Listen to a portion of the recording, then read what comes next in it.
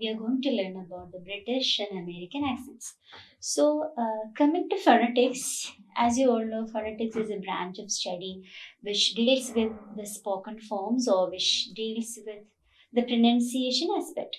So, taking into consideration the pronunciation side of language, British and American accents are two variants which are equally important in itself because due to certain political reasons, American accent it has gained currency while we compare it with British accent. So, in this class, we are going to do a detailed analysis of this British and American accents.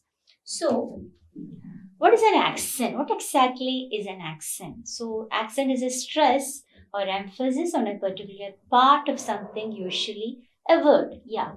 And usually in language, the mark above the letter is an accent that signals how to pronounce it. So, the stress or the force or the thrust with which we articulate or we pronounce a certain word, that is known as an accent. So, what exactly is British accent and what is American accent?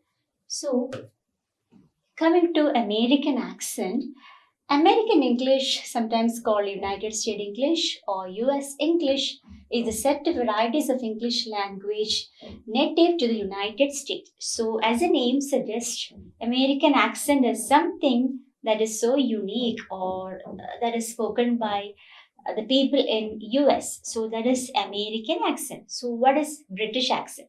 So as the title suggests, British accent is something which is pronounced by people residing in Britain or people residing in London, or a British accent. It is otherwise known as received pronunciation or RP, and this term describes the standard accent of standard English, and it's generally spoken in south of England, and it was introduced by phonetician Daniel Jones. And it's sometimes replaced by other terminologies like the BBC pronunciation. So the thing is, the British accent is something which is accepted worldwide, or it's something which is accepted as a standard form of English. Or, to be more precise, British accent is something which is a standard form of pronunciation which everyone should follow. Yeah, obviously, we people have the mother tongue influence.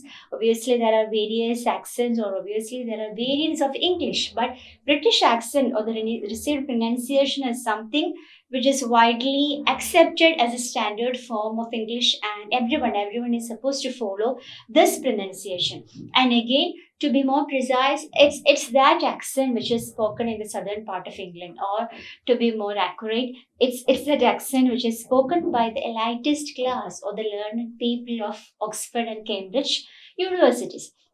So the thing is, British accent or the received pronunciation or the standard English is that accent which is widely accepted. But as I told in the initial part of this class, American accent, it has gained much currency nowadays because there are certain political reasons behind it.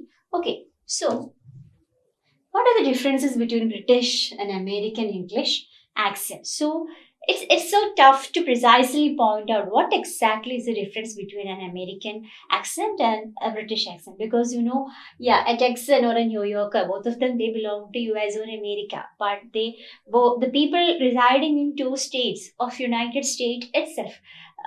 These people they have various accents. An accent of a Texan will be different from that of accent of a New Yorker. And again, coming to British accent in London and Manchester, Glasgow. So, places in Britain like London, Manchester, Glasgow, there are various states of Britain. There are various states of the Great Britain, but these people residing in these areas, they use different accents. So, how will we differentiate the American accent and the British accent? So, there are certain general guidelines, or there are certain general major differences which differentiate between an American and a British accent. So the first one is the pronunciation of the letter R. So Americans usually pronounce every R in a word. So most of the cases R is a letter which is silent. Yeah. Say for example, if you pronounce the word letter, R is silent.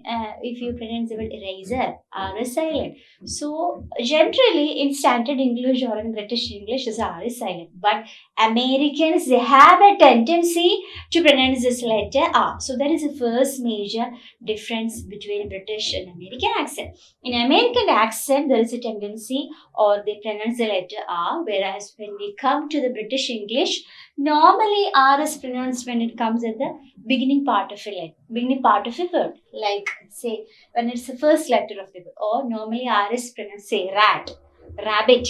If R is a letter which comes as the first letter of the word, then R is pronounced. Otherwise, it remains silent. So, whereas when you come to American accent, wherever R comes, it is pronounced. So, that is the first major difference between British and American accent, the pronunciation of the letter R. Okay.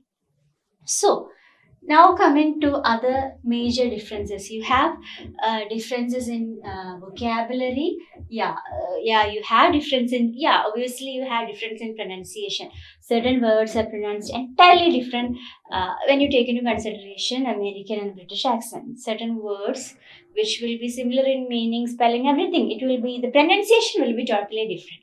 So, the pronunciation part, there is a major difference between British and American accent. Coming to the spelling part, say for example, there is a huge lot of differences between the spelling of words in America and spelling of words in Britain. So, when you take into consideration the American accent, for example, the word defense.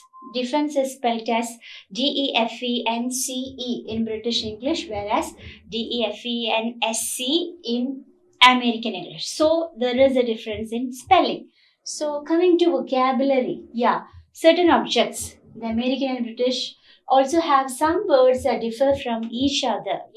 Certain the object will be similar, but they are identified by using different words. The words used to describe that object or the terminology is used to describe the same object, that will be different in both of English, in British accent and in American accent.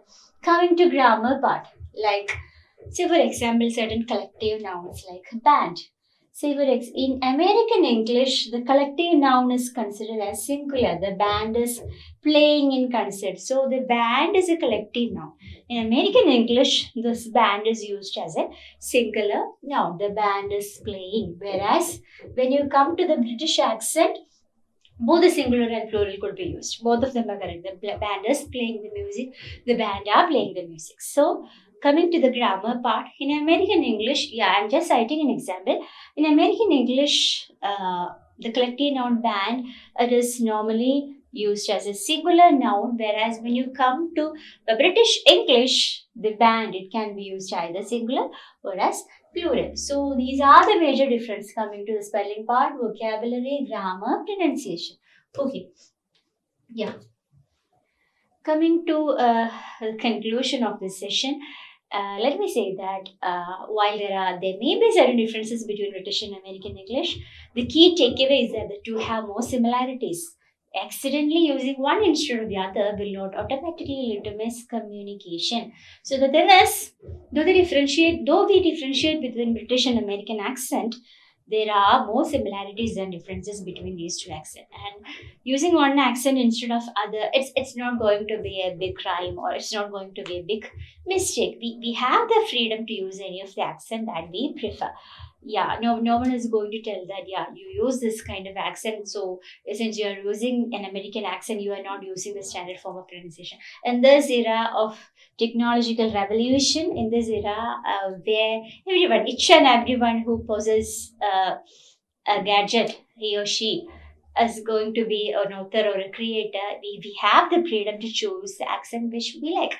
So the thing is, using American or using British accent, it's not going to be a big issue which accent you are following.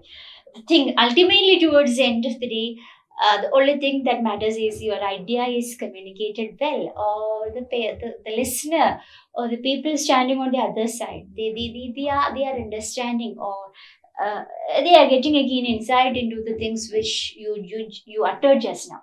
So ultimately, what matters is the good way of communicating or the good way of earning, it plays in the heart of listener. So yeah, that's it. So yeah, thank you, class.